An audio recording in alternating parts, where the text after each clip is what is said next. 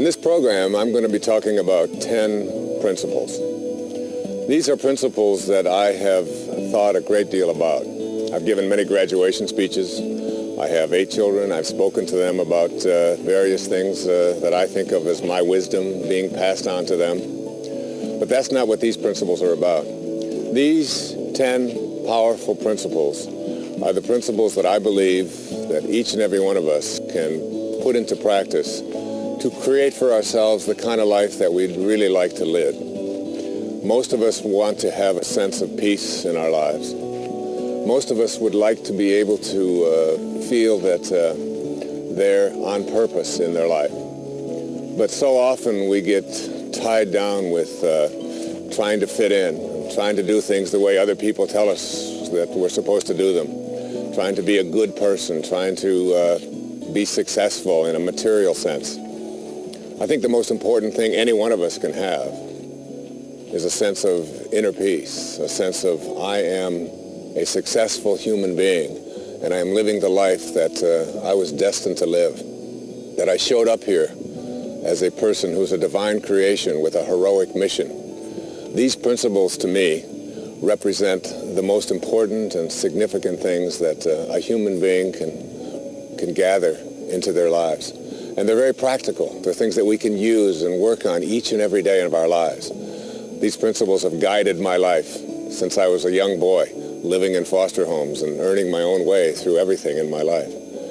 These principles work, but they only work if you decide you're going to make them work for yourself.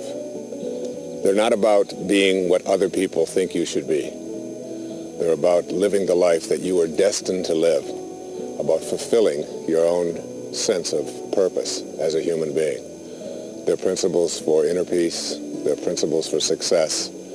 But they have nothing to do with the material world. They have to do with looking within and connecting yourself to that great source that keeps all of us living and breathing in a fully functioning way.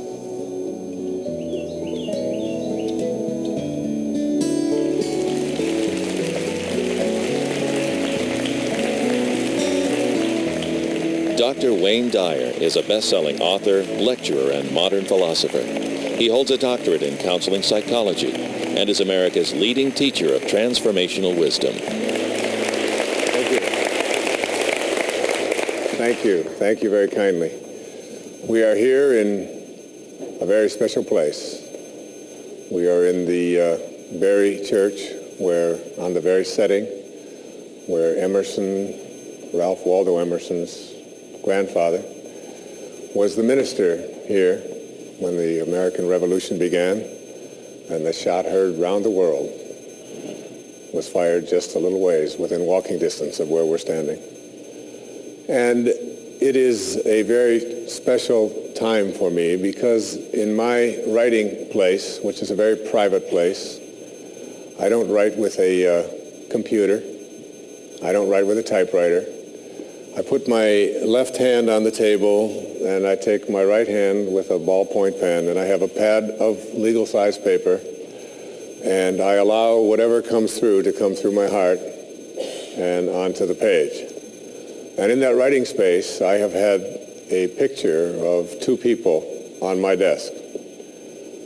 The 2 people that have been on my desk have been Ralph Waldo Emerson, who was called by many America's teacher, a man who just took the ideas that he felt burning in his breast and talked about them regardless of what others around might have felt or thought.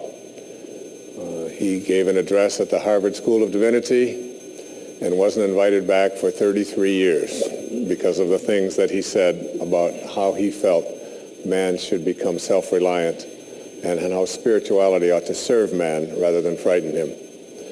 On the other side of my desk is a picture of a man named Henry David Thoreau. And Thoreau was a man who decided even to go to prison rather than pay his taxes to a government who was doing some things that at that time he considered an abomination. And he went off to Walden Pond to live and wrote in his journal, Simplify, simplify, simplify. To which Emerson reportedly responded, I think one simplify would have sufficed. At any rate, these two giants, along with Bronson Alcott, who was the father of Louisa May Alcott, who wrote Little Women, and so many other powerful books about the rights of a woman to be treated with equality at a time when such things weren't even considered. These were people who took stands on abolition when it was not an easy thing to do. They were stops here along the Underground Railroad to help people, fugitive slaves who were escaping. These people took these kinds of stands and held meetings at the Concord School of Philosophy to discuss an American approach to contributing something that we call now self-reliance, one of Emerson's most famous essays. And I am honored to be here in the same city, on the same site, in a building that has been rebuilt, but where Emerson's grandfather was the minister. So Concord was very accommodating to us to put this program together. And what this program is about is what I call with apologies to David Letterman, my top 10. He does a top 10 every night, and of course they're very amusing.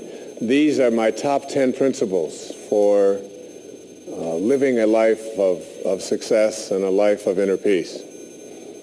I've been invited many, many times to give graduation addresses, high schools and universities, and I've attended many of them when my own children have graduated, and I've attended at my own graduations at various times in my life. And most of the time, these speeches revolve around certain kinds of themes. One of the themes that they revolve around is success involves working hard and setting goals and listening to your elders and putting aside for the future and all kinds of nose to the grindstone advice about becoming successful later on if you follow these principles. This isn't what this program is about. I have put together what I think are principles that you can live and practice and go to work at each and every day, but these principles don't allow you to become just like everybody else. They're not designed to have you fit in. They're not designed to have you have a life of material success necessarily and defining your success that way, or to feel a sense of inner peace based upon making a connection to something that someone else tells you is what you need to be connected to. These are my principles that I've lived, and it's very difficult for me to tell you to respect your elders and to have other people's opinions be the things that you should use to follow in making your own decisions in life when I've hardly ever done that myself. And I've often said in my talks over the years that any success that I have experienced in my life is really in spite of my education rather than because of it. And it isn't because I am putting down education. I've been an educator all my life and a teacher at all levels, from grade school to junior high school, through high school, professor at several universities, and I have lectured extensively all over the world as a teacher. And I never, ever take this responsibility lightly. But I really believe that inside each and every one of us, we must find our own way of fulfilling and actualizing ourselves as human beings. And no one else out there can direct us or tell us how to do that. It has to be something that comes from within. One of the books that I read when I was very young was handed to me by a man I respected a great deal. And in it was written by Napoleon Hill, and it was called Think and Grow Rich. And it wasn't a book about how to make money and how to get rich. It was really a book that was transformative when I read it at the age of 18. which taught how to have a deeper and a richer experience of life. And that the people who are able to have this deeper and richer experience of life were not necessarily those who did things the way they were told to do things. In fact, what they had that seemed to distinguish them more than anything else from those who didn't achieve a measure of success and inner peace in their lives was something that he called a burning desire. And this burning desire is something that I can identify with very, very strongly. I am just turned 61 years old. And at the age of 61, I can honestly say to you that I have never really in my life experienced something called scarcity. I grew up in a series of foster homes, and my life was not one of having things handed to me. I've had to earn whatever I've had to earn along the way, and I've done everything from drive delivery trucks and work as a cashier. I used to, as a doctoral student, ring out the groceries of my students that I was teaching, and take their bags out and hope that my students would give me a tip. I mean, I've been out there working, all right, all my life. But one thing that I've known and I've experienced and I remember from looking at the lives of people who have been able to establish themselves as successful, if you will, is that they have this thing called a burning desire. And a burning desire is not like any other desire. I mean, all of us have desires. I mean, if you want to eat your dinner, you have to have a desire to go get the food, or move from one room to another, or put the food onto a plate and heat it up, or whatever. Desire just comes with being human, living in a human body. A burning desire is something very different. A burning desire is like having an inner candle flame that never flickers.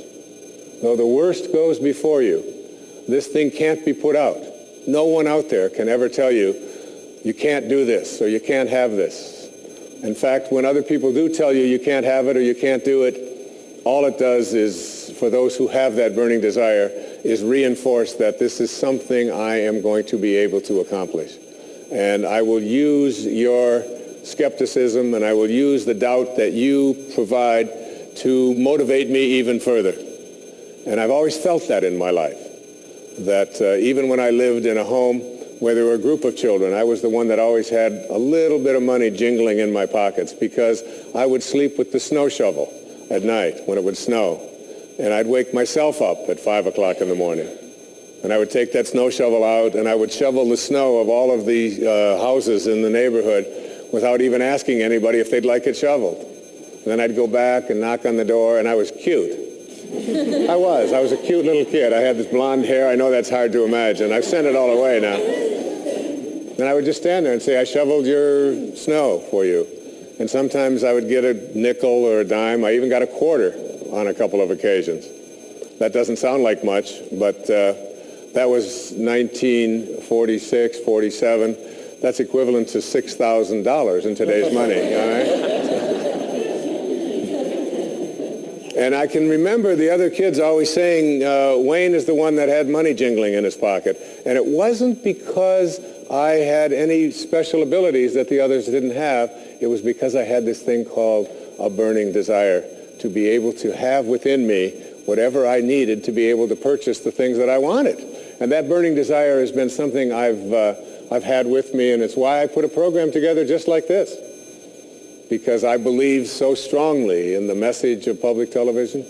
I believe so strongly in the idea that we have a spiritual deficit in this country, and that we don't have an information deficit. There's plenty of that.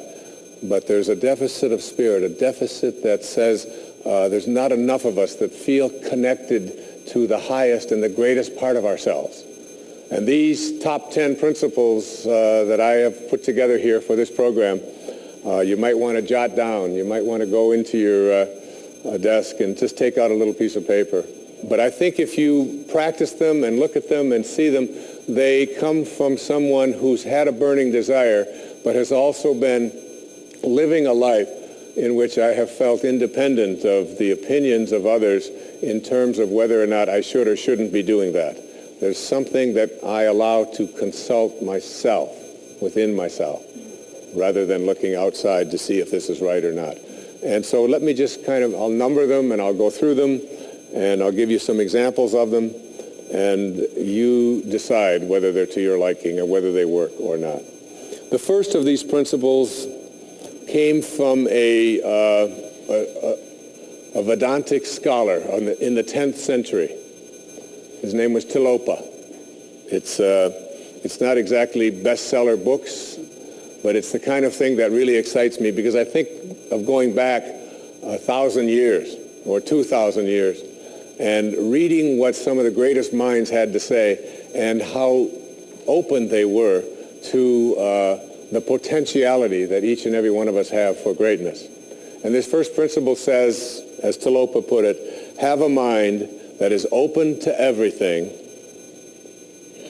and attached to nothing. One of the central principles of my life is that no one knows enough to be a pessimist about anything. And that each and every one of us, when we close our mind to what is possible for us or what is possible for humanity, closes off the genius that resides and lives in each and every one of us.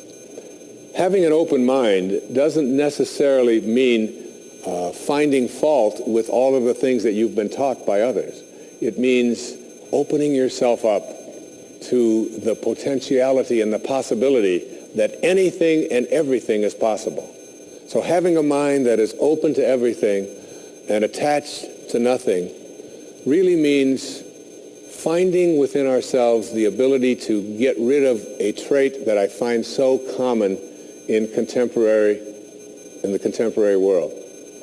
Do you know that most people that I meet spend their lives looking for occasions to be offended? They actually are out there hoping that they can find some reason to be offended. And there's no shortage of reasons. They're out there everywhere. The way this person dressed, what this person said, they turn on their TV, they hear the news, they're offended by this. Someone used language that they didn't like. Someone doesn't share the same customs that you. And people all day long. In fact, if you keep track tomorrow, you will find probably 100 reasons that you can go around being offended. But a mind that is open to everything and attached to nothing is a mind that says, I'm never looking for anything to be offended by. And that whatever anybody else out there has to say, my response to that is, that's an interesting point of view. I've never considered that before. I remember being interviewed for a morning television show, and the woman that was interviewing me said, how does it feel to be talking to audiences where people have all of these strange beliefs, these weird things that they come to? And it intrigues me, because one of the things that Emerson said is in one of his very first essays. He says the first thing we have to say respecting what are called new views here in New England, where we are right now, is that they are not new, but the very oldest of thoughts cast into the mold of these new times. And that was in 1842. He was speaking about that. And this woman asked me the question. She said, doesn't it offend you that there's people out there and they're talking about people using crystals to heal somebody? And I remember my response. My response was that if I've got hemorrhoids and somebody out there is convincing me that crystals are going to heal them, I'm ordering crystal chairs. Why not? I mean, all you have to do is understand something called a placebo. And what is a placebo? It's nothing more than a convincing belief. If I hand you this pill and say this pill is going to cure your arthritis, and you take it and the pill is just a sugar pill, but your arthritis disappears, I'm into buying those placebos. Where can I get some of those placebos? And it's true of everything. And it's when you think about all the things that we enjoy and what our life is like, it took people who had a mind that wasn't closed to allow us to make the progress that we've made. Progress is impossible if you always do things the way you've always done things. But the other word in this, what Talopa said, is be attached nowhere. Be attached nowhere. Attachment really means I am deluding myself into a belief that if I can't have or if I can't do this or that thing, then somehow I am going to become immobilized. So an open mind that is detached. In my most recent book, in A Spiritual Solution to Every Problem, I have an observation. And it's an observation from Anthony DeMello, a man I respect enormously, a priest, who, in The Way to Love, puts it this way. Here's a great test for your relationships, especially the relationships that you're in with those whom you love, not your children, but your spouses and your lovers and so on. Try this test on for size. 1, I am not really attached to you at all. I am merely deluding myself into the belief that without you, I will not be happy. And 2, and here's the toughest test for non-attachment, I leave you free to be yourself, to think your thoughts, indulge your tastes, follow your inclinations, behave in ways that you decide are to your liking. How's that for a challenge? And so what most of us do in our relationships and why they are not as successful as we would like them to be is that we become attached and we tell ourselves that if this person behaves in a way that I find offensive, then I can't be happy. I make my happiness, my fulfillment dependent upon those